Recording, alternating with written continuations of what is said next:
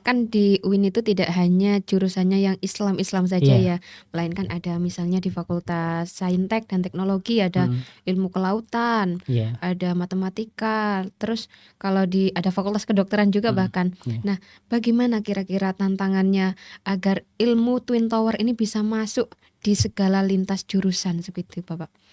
Jadi kan intinya selain belajar ilmu kedokteran, Mm. ilmu alam dan lain sebagainya, kita juga memasukkan nilai-nilai agama di situ. Kira-kira tantangannya seperti apa?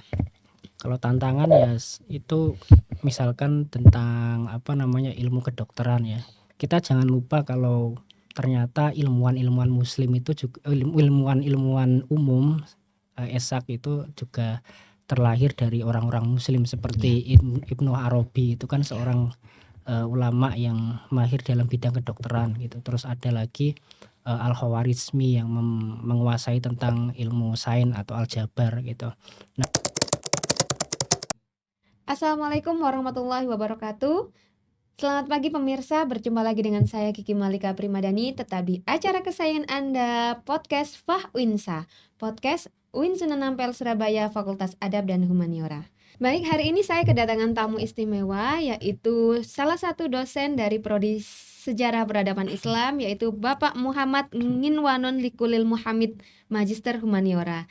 Bagaimana kabarnya Bapak? alhamdulillah baik. Sehat ya? Alhamdulillah sehat. Alhamdulillah. Hari ini pemirsa saya akan ngobrol santai dengan beliau. Tapi sebelumnya saya akan membacakan riwayat pendidikan beliau. Beliau S1 di UIN Syarif Hidayatullah, jurusan Sejarah Peradaban Islam, dan lanjut program magister di Sejarah Kebudayaan Islam dan di tempat yang sama ya Pak ya, Iya, betul. di UIN Syarif Hidayatullah Jakarta. Baik, beliau juga sangat merupakan salah satu dosen yang berprestasi. Banyak karya-karya beliau, baik di Google Scholar maupun buku-buku. Dan salah satunya buku yang sangat menginspirasi adalah buku Integrasi Keilmuan Twin Tower. Beliau adalah salah satu penulis dari buku Integrasi Keilmuan Twin Tower. Nah, hari ini kita akan membahas tentang buku ini. Bagaimana Bapak Nginwanon menjadi salah satu penulis dari buku tersebut. Boleh saya tanya-tanya Bapak? Boleh, silakan. Oke, terima kasih. Buku Integrasi Keilmuan Twin Tower ini merupakan salah satu buku yang baru dicetak di semester ini ya, untuk dibagikan ke mahasiswa dan merupakan salah satu mata kuliah baru di UIN Sunan Ampel Surabaya. Nah, yang menjadi pertanyaan, bagaimana awal mula integrasi keilmuan Twin Tower ini, Mbak Nginwanon, Ya. menjadi salah satu mata kuliah wajib di kurikulum baru 2025, Bapak? Oh ya, langsung ya saya jawab. Ya.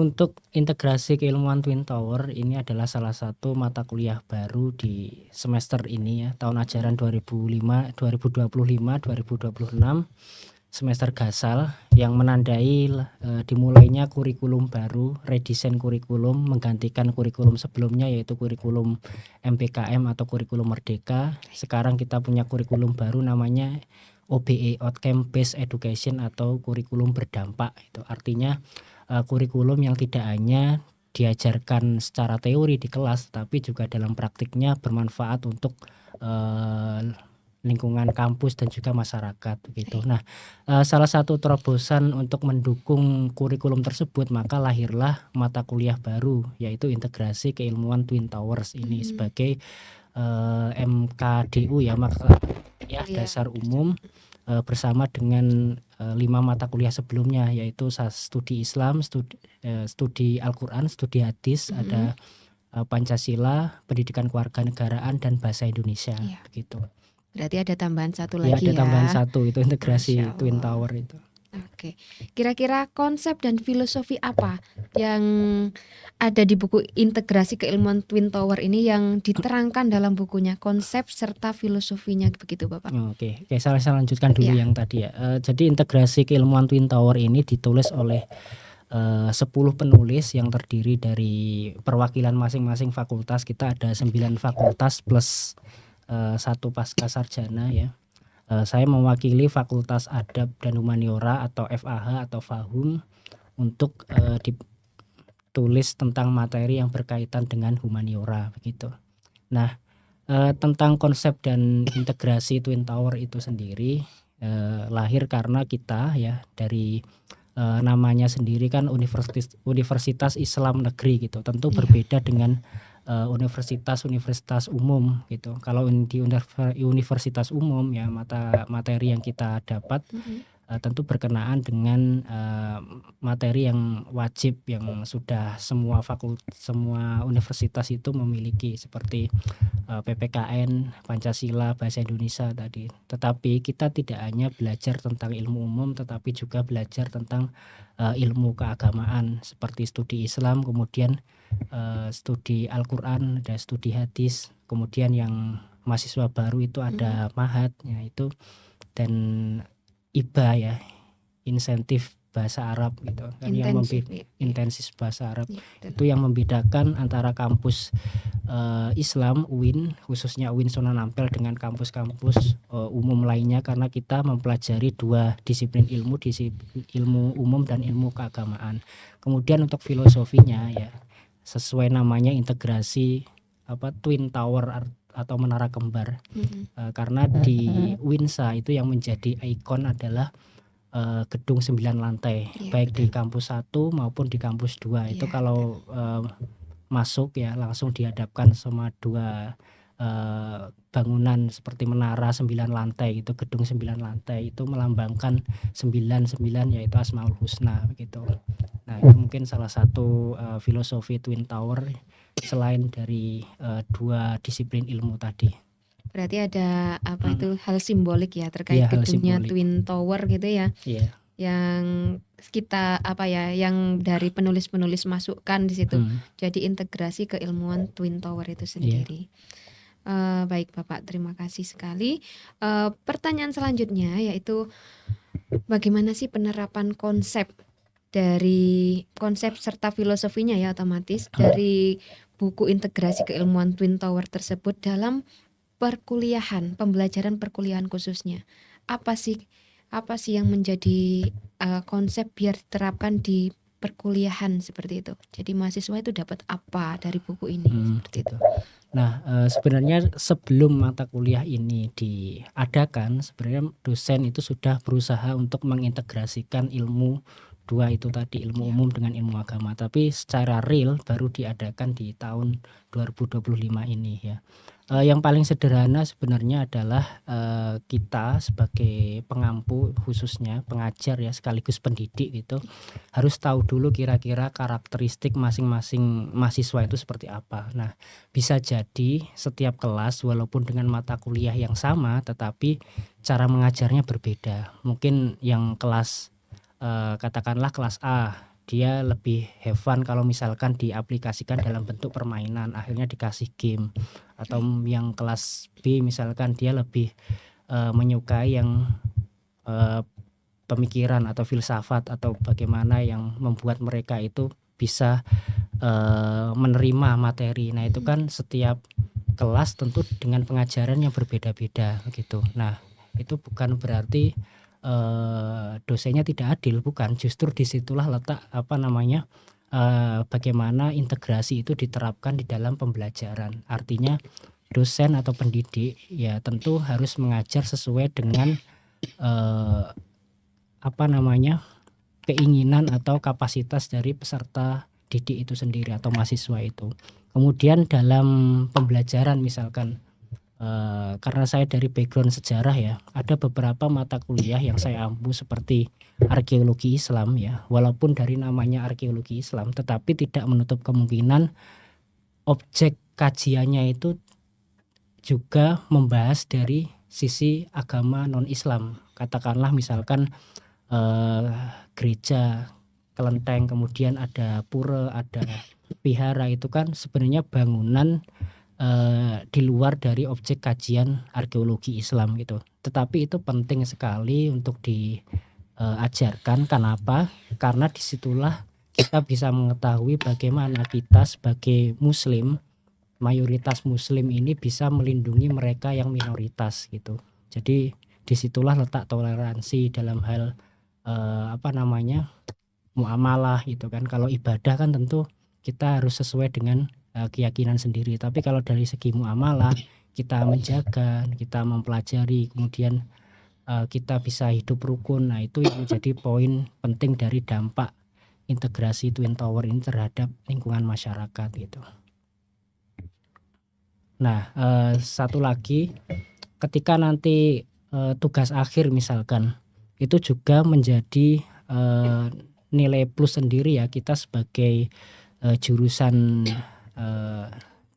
yang kuliah di UIN, kita bisa menggunakan perbandingan karya-karya dari non-muslim, karya-karya non-muslim. Misalkan dalam ilmu sastra, misalkan ada tokoh Robert Young, misalkan Robert Young yang mengajarkan tentang postkolonialisme, Robert Young. Kemudian ada teori-teori seperti orientalis dari Edward Said, ada hibridity, ada ambivalen.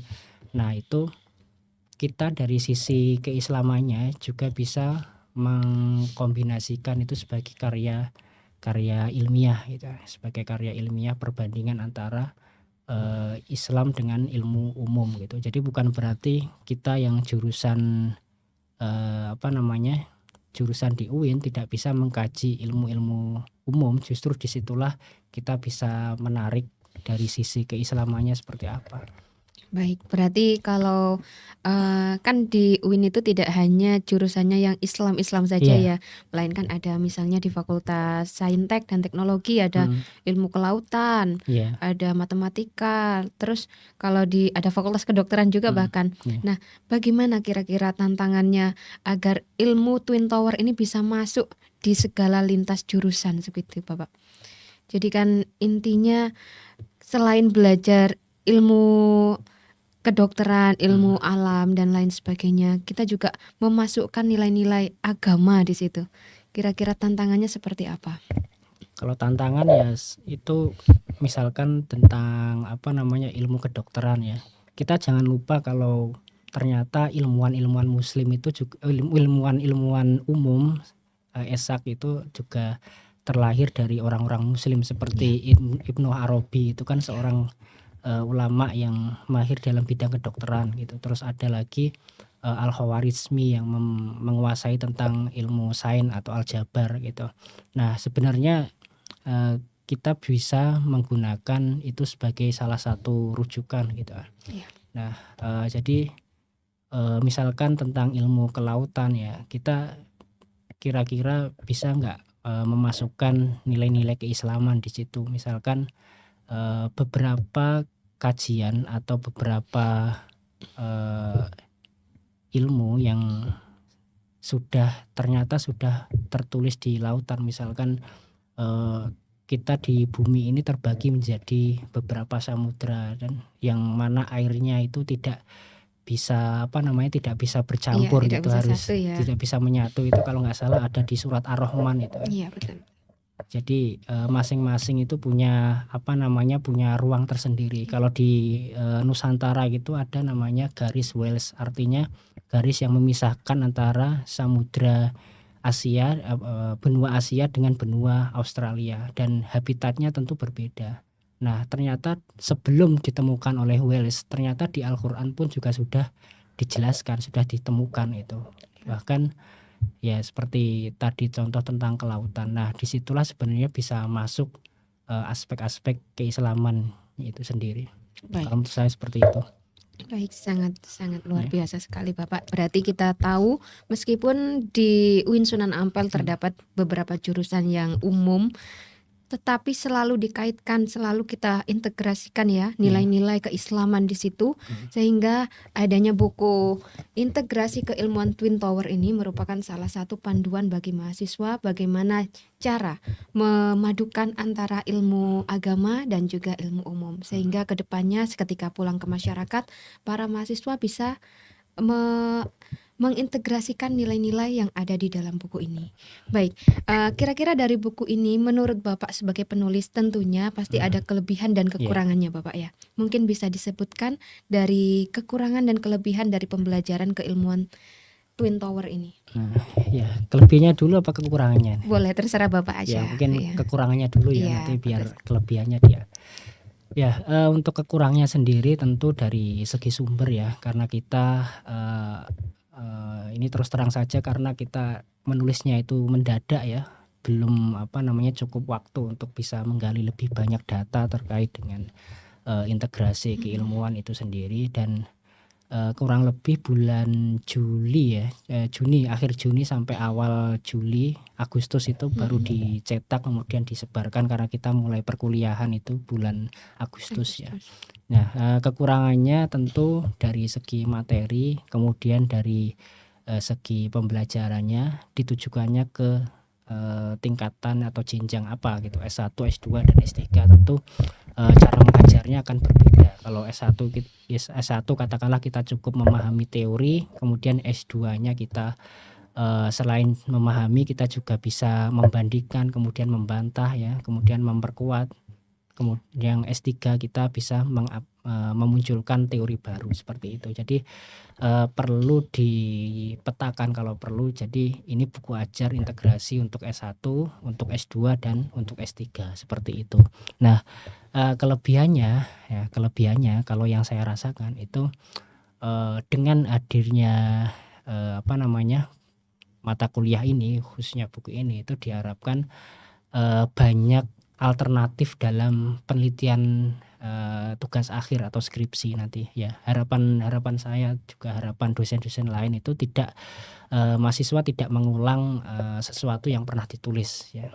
Katakanlah yang paling sering itu kan yang jurusan sejarah ya, katakanlah sejarah peradaban Islam itu lebih sering mengkaji objek yang berkaitan dengan Islam seperti masjid, pesantren, kemudian makam tokoh agama misalkan, itu kan sudah sangat sering dibahas. Tetapi kita bisa juga meneliti yang non Islam gitu, katakanlah misalkan kebijakan Dendels dalam pembangunan jalan raya kerja paksa itu dari Anyer sampai Panarukan. Meskipun kebijakannya itu orang kolonial, tetapi kita juga bisa mengkaji dari sisi keislamannya, bagaimana kondisi pribumi masyarakat pribumi waktu itu yang mayoritas Islam juga terkena dampak signifikan gitu. Terus termasuk kebijakan tentang ordonansi, itu kan lahir dari politik etis yang membatasi atau yang memberikan ruang terbatas untuk orang-orang Islam, untuk pesantren khususnya ya, mana setiap guru itu harus tersertifikasi melalui ordonansi itu. Nah, itu kan secara tidak langsung juga terkena dampak itu. Jadi secara Indonesia sentris ya, artinya penulisan sejarah dengan membawa atau menggunakan orang-orang pribumi sebagai objek atau sebagai pelaku utama itu akan sangat berguna itu, walaupun penelitian kita tidak murni tentang Islam gitu. Baik, berarti buku ini merupakan salah satu buku cetakan pertama ya Bapak? Iya, cetakan pertama ini. Mungkin nanti bisa ada pembaruan, terus muncul lagi cetakan berikutnya ya Bapak ya? Iya. Baik, oke. Mungkin ada saran atau masukan kepada pengampu mata kuliah integrasi keilmuan Twin Tower ini? Kan pasti ada pelatihan kan Pak sebelumnya untuk mengajarkan ilmu integrasi keilmuan Twin Tower ini ke mahasiswa, karena ini memang baru ya di UIN Sunan Ampel seperti itu. Mungkin ada masukan atau saran? Kalau masukannya ya tentu kalau mengajar sebenarnya itu kan hak prerogatifnya pengampu ya, dosen pengampu, hak prerogatif beliau. Barangkali kita bisa memberikan catatan RPS-nya, kemudian kita bisa memberikan materinya, dan biasanya disesuaikan dengan prodinya sendiri. Kalau jurusan sastra yang berarti yang berkaitan dengan ilmu-ilmu sastra, kemudian yang jurusan sejarah, kemudian jurusan sains dan jurusan lainnya gitu. Nah, yang menjadi perhatian ya tentu porsi atau cara mengajarnya yang sesuai dengan kemampuan mahasiswa tadi itu. Jadi untuk S1 ya mungkin kita hanya sekedar memahami apa itu konsep dasar integrasi Twin Tower, supaya mahasiswa baru itu tahu gitu loh tentang ikon dari UIN Sunan Ampel itu seperti apa gitu. Tidak sekedar melihat dari luar, tetapi juga dari seluk beluk di dalamnya juga kita tahu sejarahnya bagaimana, siapa yang menjadi rektor pertama waktu itu ya, Gitu. yang Baik. ya Tengku Ismail Yakut yang sekarang dijadikan nama di salah satu gedung di kampus 1 itu. Sebelahnya ada Kiai Makros Ali, itu kan ilmu-ilmu yang penting untuk diajarkan kepada mahasiswa baru gitu. Nah, tentu akan levelnya meningkat ketika diajarkan di S2 kemudian juga S3. Makanya setiap setiap pertemuan itu diadakan namanya praktikum, bisa membuat kelompok, kemudian mewawancarai dosen pengampu ataupun dosen yang kemarin beberapa mahasiswa dari SPI, dari Sasing, juga ada Sasindo yang wawancara saya, ada wawancara dosen-dosen lain untuk tahu lebih banyak tentang integrasi. Itu kan bagian dari penugasan ya, kita berkolaborasi, itu kan juga bagian dari mengintegrasikan ide-ide kita dengan ide-ide mahasiswa lain, seperti itu. Baik, terima kasih Pak Nginwanun atas waktunya. Semoga buku ini bermanfaat buat buat mahasiswa khususnya, apalagi ini merupakan salah satu terbitan simbolik ya intinya, yang mengusung Twin Tower, yang merupakan salah satu gedung di fakultas, salah satu gedung di UIN Sunan Ampel Surabaya. Baik, terima kasih Pak Nginwanun atas waktunya, sangat bermanfaat sekali. Saya doakan semoga Pak Nginwanun sukses selalu, sehat selalu, dan karyanya semakin membahana. Masya Allah, luar biasa. Baik pemirsa podcast Fah-Uinsa, cukup sudah hari ini episode kali ini bersama Bapak Muhammad Nginwanun Likolil Mahamid, Magister Humaniora dari Prodi Sejarah Peradaban Islam.